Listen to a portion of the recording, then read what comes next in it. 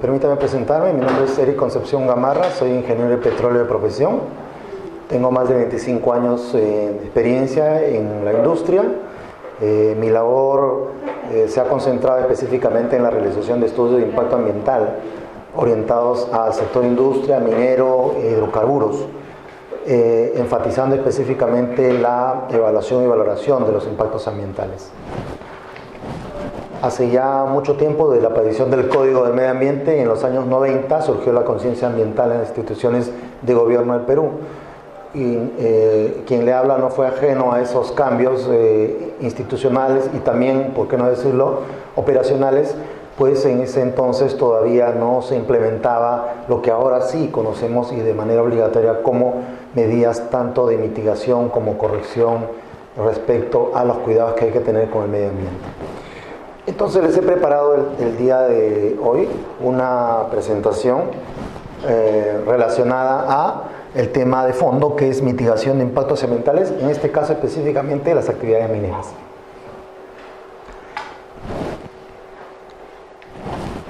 Las actividades mineras, por su propia razón de ser, efectúan impactos al ambiente dadas las características de su actividad de naturaleza principalmente extractiva, es decir, remueven el suelo, utilizan los recursos como agua, ¿no? Y en ese quehacer, lógicamente, se efectúan impactos al ambiente, tanto por el uso, ¿no?, así como por las diversas actividades que realiza el personal de estas actividades mineras en el entorno, específicamente en el ambiente, tanto en flora y fauna, y también en las comunidades y asentamientos humanos que rodean estas actividades, muchas de las cuales tienen muchas expectativas de mejora de vida, de mejora de oportunidades de empleo cuando se implementan estos proyectos mineros.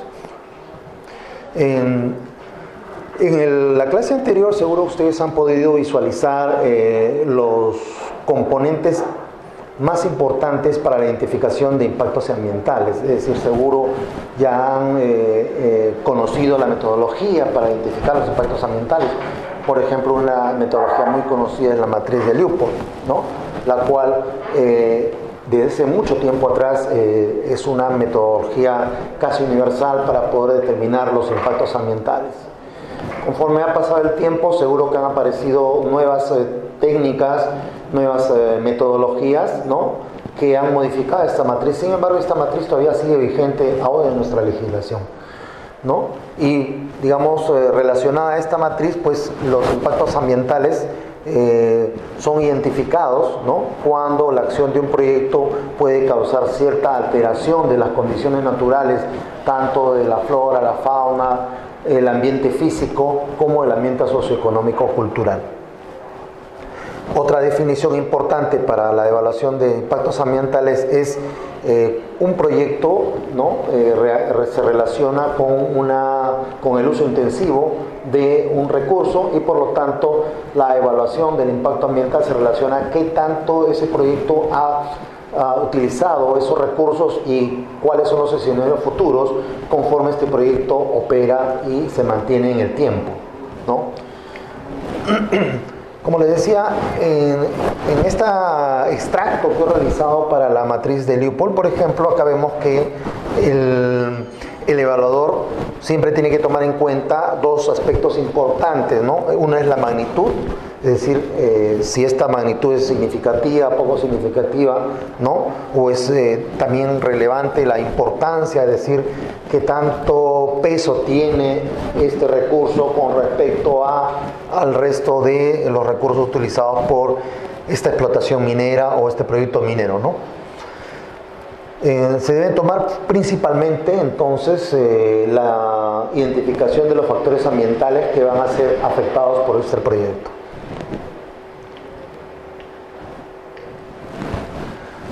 Y un escenario de mitigación de impactos, ¿no?, comprende las acciones, actividades y proyectos que el titular de la actividad debe realizar, de tal manera que pueda tratar de mitigar, corregir, atenuar o reducir y controlar estos impactos. Para eso se utiliza una amplia gama de alternativas técnicas para poder reducir estos impactos que van desde la prevención hasta incluso las posibilidades de poder compensar, ¿no? Quizás no económicamente, pero con la norma vigente del Ministerio de Ambiente establecer posibilidades de compensación en cuanto al uso de ciertos recursos, ¿no? Es importante saber la naturaleza del impacto, es decir, debemos identificar siempre la significancia, porque de esa significancia nosotros podemos establecer si este impacto es mitigable o quizás no es mitigable, ¿no? Y por lo tanto no es posible de revertir, ¿no? O también si no es significativo, es decir, que no involucra estas acciones o aspectos no involucran un impacto significativo en cualquiera de los tres factores ambientales, ¿no? Muchos países, como vuelvo a recalcar, han desarrollado otras tecnologías. Por ejemplo, en el caso de Colombia se utiliza el índice de impacto ecológico, es decir, para saber si finalmente estos impactos son mitigables o no mitigables, cosa que es bastante importante, pero es bastante trabajoso también. O en Centroamérica se utiliza, por ejemplo, la matriz MEL-ENEL, que es una matriz elaborada por un ingeniero costarricense especialista en este tema, ¿no? Y que permite no solamente aplicar esta matriz de naturaleza preventiva, sino también de naturaleza correctiva, es decir, cuando ya el proyecto está operando, ¿no? Cosa que difiere mucho de la matriz de Leupold, porque la matriz de Leupold sabemos nosotros que es carácter preventivo, ¿no? Y siempre en estos trabajos de identificación de medidas de mitigación, siempre debemos enfocarlos de una manera sistémica, es decir, de una manera planificada, en determinar los requerimientos tanto de personal, de recursos, así como también las responsabilidades y el presupuesto a asignarse, ¿no? Porque de otra manera, pues, estas propuestas de medidas tienen que ser llevadas a la práctica. Es decir, no solamente quedan como buena voluntad, sino es un compromiso de la empresa, y esto lógicamente va a afectar tanto el desempeño como su gobernanza ambiental.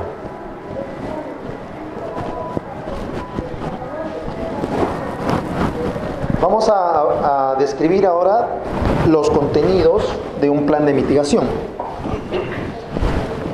Un componente importante dentro de un plan de mitigación es la descripción de las medidas. Como les señalaba hace un momento, las medidas deben estar separadas por las intervenciones que realizamos en los factores ambientales. En este caso lo hemos clasificado por intervenciones en el ámbito físico, en el ámbito biológico y en el ámbito cultural o socioeconómico, como lo conocen en otros sectores, ¿no? Y la forma más sencilla y más práctica de poder elaborar un plan de mitigación es la elaboración de fichas, ¿no? Las fichas de identificación de las medidas, porque finalmente cada medida es la identificación de un proyecto o una actividad, una acción o incluso una tarea que se debe realizar para poder resolver o enfrentar esta mitigación. Entonces, como le decía, el enfoque sistémico señala que una ficha debe contener un objetivo, ¿no? Que es lo que buscamos, descripción de la medida, es decir, cómo se va a realizar, el impacto, ¿no? Eso viene de la matriz de Leupold, el nivel de medida, ¿no? Es decir, si va a ser preventivo, va a ser una mitigación en sí, va a ser una corrección o va a ser una compensación. Eso vamos a detallarlo más adelante. Asimismo, debe incluir las tecnologías y medios utilizados. Vuelvo a decir, estas tecnologías y medios tienen que ser tecnologías probadas, ¿no? Que se han llevado a cabo con éxito en otros proyectos, ¿no? No solamente a nivel nacional, sino a nivel regional. El personal debe estar identificado claramente, así como sus responsabilidades. No necesariamente toda la administración o todo el área operacional del proyecto tiene que estar involucrada en la medida, sino aquellos que se relacionan directamente con este tema. Y como dije siempre, el presupuesto es importante porque permite establecer la importancia para la organización de implementar esta medida. Y por último, las acciones de seguimiento y monitoreo que se tienen que realizar para que estas medidas tengan pues los resultados que se esperan, ¿no? Y poder efectuar las correcciones si es necesario en el transcurso del tiempo.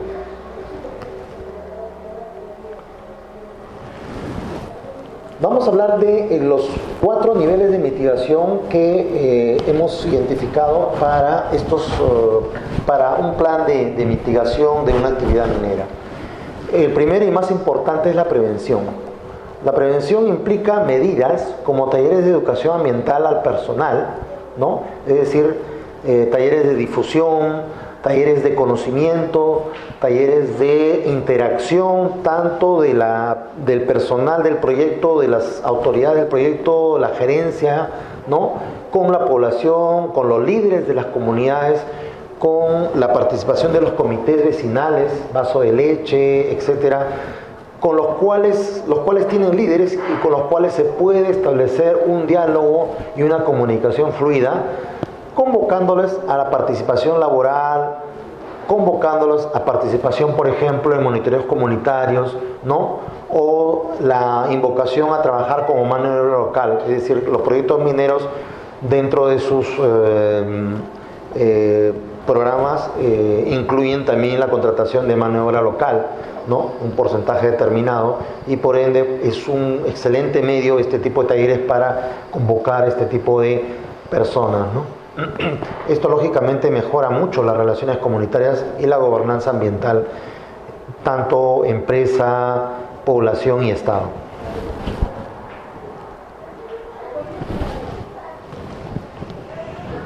Un segundo nivel de mitigación es la mitigación propiamente dicha. Aquí ya estamos entrando a las acciones directamente que se relacionan con los aspectos ambientales, ¿no? Y los factores también del ambiente, es decir, aquellos que buscamos preservar, aquellos que hemos identificado como resaltantes en la línea base y en la identificación de impactos. Entonces, aquí lo que buscamos es principalmente reducir estos impactos controlando las fuentes generadoras, ya sean emisiones atmosféricas, los efluentes líquidos y los residuos, ya sea doméstico o industrial, del proyecto minero. En las imágenes podemos ver, en la imagen de la izquierda, por ejemplo, el drenaje ácido, ¿no?, de minas que debe ser controlado. Vemos algunos reservorios que se han construido para encauzar el agua de lluvia, por ejemplo, evitando que esta dispersión contamine a las quebradas aguas abajo. Los monitoreos o controles que debe realizar en este caso el operador o el titular de la actividad minera, de manera que se pueda ir viendo los efectos de ese control, es decir, las intervenciones tienen que traducirse en mejoras. Y la mejora, la única forma de poder evaluar es a través de estos monitoreos o muestreos.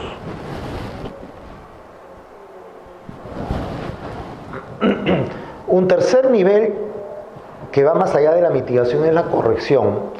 La corrección comprende medidas, ¿no?, que además de la prevención y la mitigación, incluye posibles rediseños o reformulación de la ingeniería, ¿no? Por ejemplo, cuando se trata de erosión ocasionada por lluvias, ¿no?, que ocasionan cárcavas o erosionan pues el curso natural de los ríos, ¿no?, o debilitamiento de algunas zonas por deforestación realizada por el proyecto. Entonces, ahí se tiene que ver algunos trabajos de ingeniería, ¿no?, que quizás no estaban previstos o no estaban dimensionados en su real magnitud durante el desarrollo del proyecto y que aparecen como consecuencia de los fenómenos meteorológicos o climáticos de la zona. Entonces, siempre se tiene que hacer una reevaluación cuando se trata de este tipo de acciones y por lo tanto eso obliga a una reingeniería,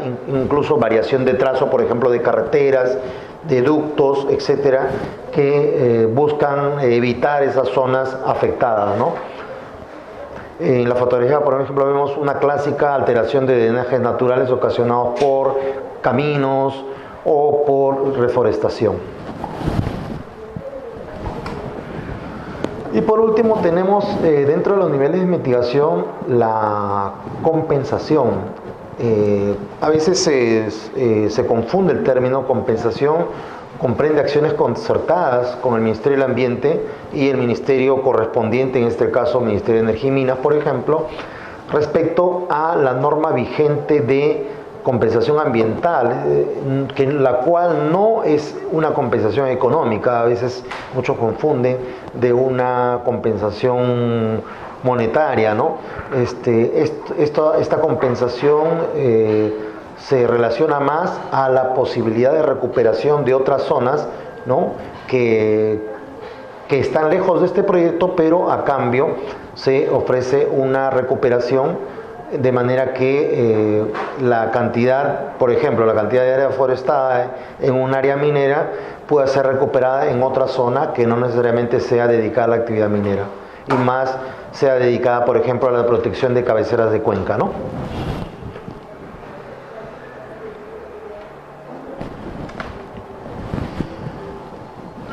Hemos terminado de describir los niveles de mitigación para el proyecto minero y si regresamos a la ficha, ¿no? Vemos que debemos detallar cuáles son los impactos que debemos mitigar y cuáles son las acciones que vamos a realizar para mitigar esos impactos, ¿no? Como les digo, lo hemos diferenciado por factores ambientales, ¿no? En este caso vamos a iniciar la descripción con el ambiente físico, ¿no? El ambiente físico comprende principalmente los efectos del proyecto en los recursos aire, agua y suelos.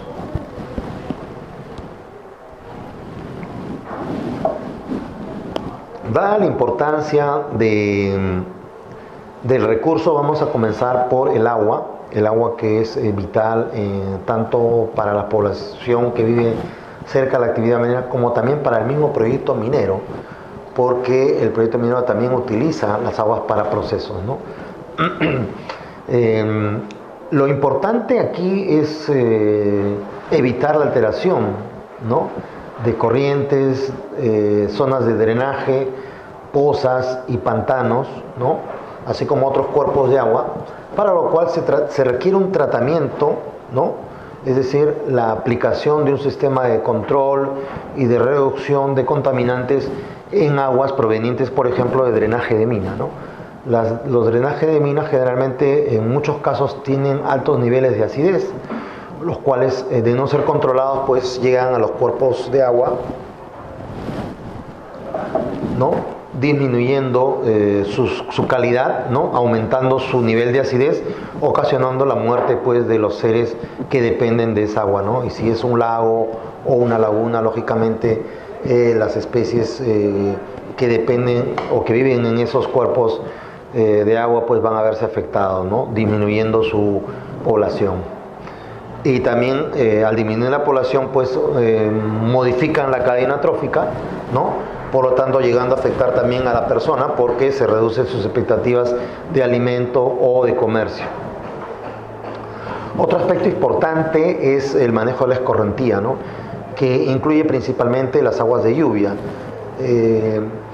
Hay muchas tecnologías que permiten justamente el manejo de la escorrentía, principalmente alrededor de la zona de relaves, ¿no? Que es una zona bastante sensible cuando llueve, por escorrentía poder llegar a cuerpos de agua, incluso a cultivos, si es que no se puede aislar estas zonas apartándolas del cauce de estos cuerpos de agua, ¿no? Asimismo, también la escorrentía de los campamentos mineros, ¿no? Sabemos que la cantidad de personal que trabaja en una mina es importante, no son pocas personas, sino hablemos de cientos incluso, ¿no? Que se dedican principalmente al trabajo de extracción, ocupando pues espacios importantes y generando residuos, no solamente sólidos, sino también efluentes domésticos que requieren ser tratados, ¿no? Con la rigurosidad sanitaria que se requiere para poder evitar la contaminación no solamente de las aguas superficiales, sino también de las aguas subterráneas. Si hay una mala percolación de estas aguas, lógicamente va a incrementarse diversos parámetros contaminantes en el agua subterránea que utiliza la población cuando utiliza los pozos, ¿no? Se puede incrementar la cantidad de bacterias, ¿no? Y otros factores o vectores ambientales, ¿no?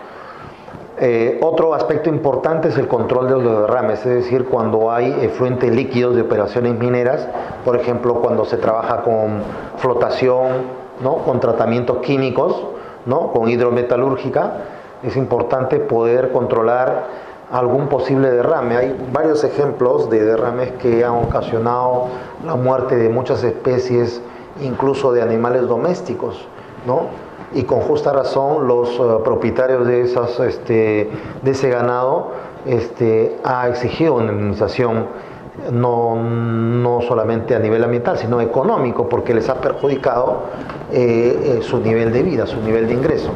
Entonces es muy importante el control y la respuesta inmediata de estos derrames. Por lo tanto, las fichas de mitigación deben incluir acciones de contingencia para poder dar una respuesta rápida a estos derrames. En plantas metalúrgicas es importante el tratamiento de agua de procesos, ¿no? Principalmente las aguas ácidas que se obtienen luego del proceso hidrometalúrgico se quieren ser neutralizados, ¿no? Requieren retirar los contaminantes tóxicos para poder, en muchos casos, muchas plantas optan por el circuito cerrado, es decir, las aguas vuelven a ser reutilizadas para los procesos, ¿no?, lo cual es una buena protección, y en otros casos pues sí se requiere un tratamiento bastante avanzado para poder regresar las aguas a su condición de potabilización, ¿no? En todo el proceso se debe buscar que se cumplan los límites máximos permisibles para todas las descargas de efluentes, ¿no? Los límites máximos permisibles son aprobados por el Ministerio de Ambiente, pero a propuesta del sector competente, ¿no? Así como también el cumplimiento de los estándares de calidad de agua para todos los cuerpos. Este año se han publicado los nuevos estándares de calidad de agua, ¿no?, con el decreto supremo 04/2017 MINAM, el cual establece cuáles son los parámetros que debemos controlar para encontrar aceptable estas aguas, ya sea para uso para cultivos, para uso recreacional, etcétera, ¿no? Pero se tiene que cumplir un valor de mínimo para que pueda ser aceptable para la salud. Ahora, como toda tecnología requiere pues inversión, requiere de implementar estas tecnologías con el aporte incluso de tecnología extranjera, que en algunos casos se requiere tecnologías avanzadas de tratamiento, y por lo tanto los efluentes tienen que ser neutralizados, ¿no?, con tratamientos para poder bajar el nivel de acidez, ¿no?, o recuperar el nivel de basicidad. Entonces, estas inversiones son importantes, ¿no?, y quizás pueden convertirse en muchos casos como un indicador del desempeño ambiental de la empresa respecto a la protección específicamente del agua.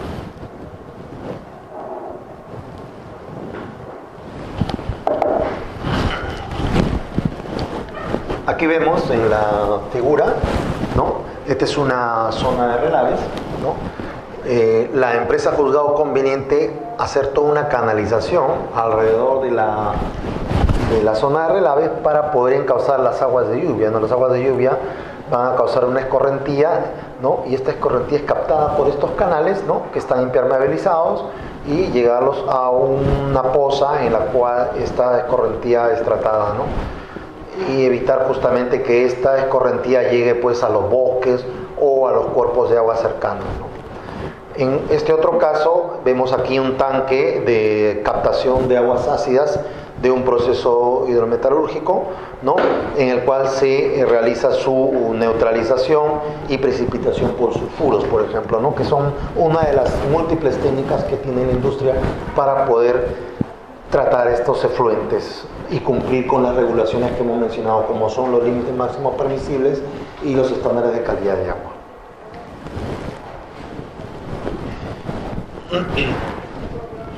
Un segundo recurso que es bastante importante y bastante susceptible en operaciones mineras y minero-metalúrgicas es el aire. Para evitar la contaminación del aire se requiere de diferentes acciones, desde, por ejemplo, prácticas de voladura apropiadas para aquellas minerías a tajo abierto, ¿no? En algunos casos esta práctica ocasiona una nube grande de polvareda que afecta a poblaciones ubicadas viento abajo.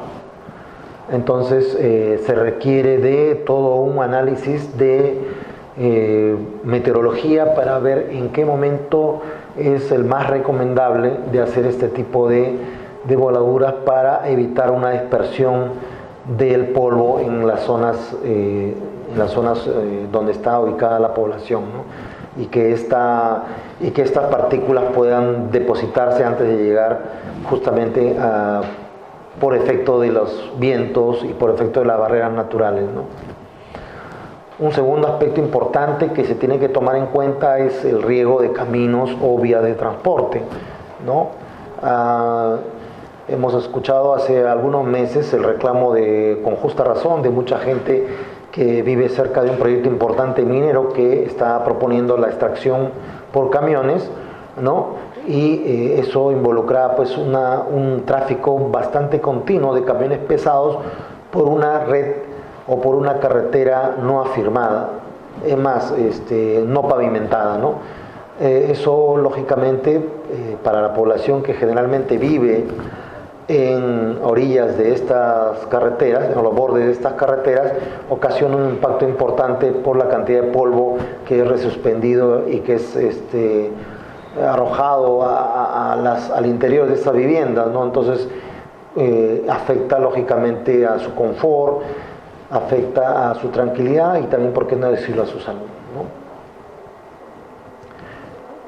Otra medida de mitigación importante que se tiene que tomar en cuenta es una revegetación rápida, ¿no? Es decir, la intervención de colocación de barreras naturales como árboles o especies forestales que ayuden a la supresión de polvo, es decir, a la contención de la dispersión del polvo, producto de las voladuras, producto de las extracciones mineras o también producto de la movilización de los camiones pesados en carreteras no afirmadas, ¿no? Y ya que hablamos de transporte pesado, el control de la calidad del combustible es importante, ¿no? Hay muchas empresas mineras que han optado por la compra de un combustible de bajo azufre, lo cual es bastante aceptable, puesto que estos vehículos pesados utilizan generalmente diésel, ¿no? Y el diésel en el país hay un 50% que tiene azufre y otro 50% tiene bajo azufre. Entonces la idea es que conforme hasta que el gobierno no pueda implementar a nivel nacional un combustible limpio de buena calidad, las empresas pueden ir optando por comprar este combustible de buena calidad, ¿no? En las zonas donde se pueda adquirir. De esa manera evitan la contaminación no solamente en los centros laborales, sino también en las zonas donde la gente vive o en las zonas aledañas a las carreteras. Y por último, y esto es bastante interesante, es en el caso de fundiciones y refinerías metalúrgicas, es importante el control de emisiones a través de tecnologías de reducción, ¿no? Las tecnologías de reducción son múltiples, hemos citado algunas ahí, por ejemplo, lavadores de gases, filtros, precipitadores electrostáticos, que ayudan justamente a reducir las emisiones de polvo y gases al ambiente, ¿no? Nosotros sabemos que las fundiciones, principalmente las fundiciones, al procesar el concentrado generan mucho azufre, mucho plomo, mucha partícula fina y ultra fina que generalmente si hay población cerca, como ocurre en la mayoría de refinerías, afecta directamente a los más sensibles, en este caso a los niños, a los ancianos o también a las personas que sufren una enfermedad crónica, por ejemplo el asma, ¿no? Y esto es causante pues de incluso muertes hospitalarias o mayores ingresos hospitalarios, con la consecuente incremento de gastos del gobierno para la recuperación de estas personas que ingresan a los centros hospitalarios. Entonces es importante que también el titular de esta actividad internalice estos costos, ¿no? y busque la reducción de estas emisiones implementando estas tecnologías, ¿no? Que tenemos opciones, es decir, no existe una sola tecnología, existen incluso hasta combinaciones de ellas para poder ofrecer una menor emisión y un menor impacto en la calidad del aire.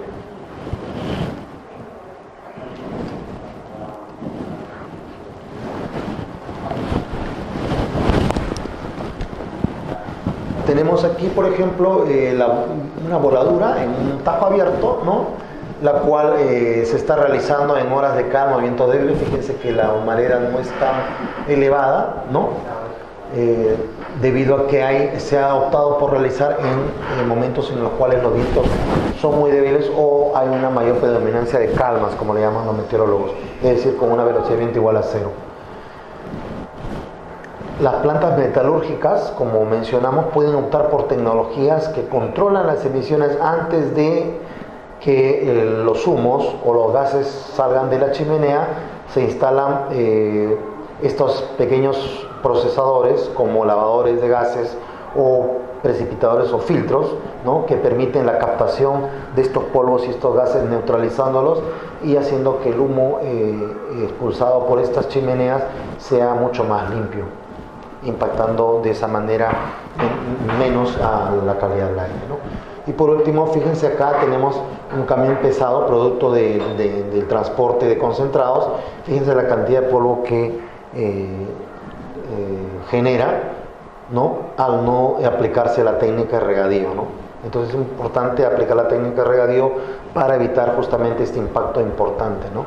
A la población. Seguro que hay población que vive muy cerca, ¿no? De estas carreteras, ¿no? Y a los cuales pues ocasiona molestias y problemas de confort. Una pregunta respecto a las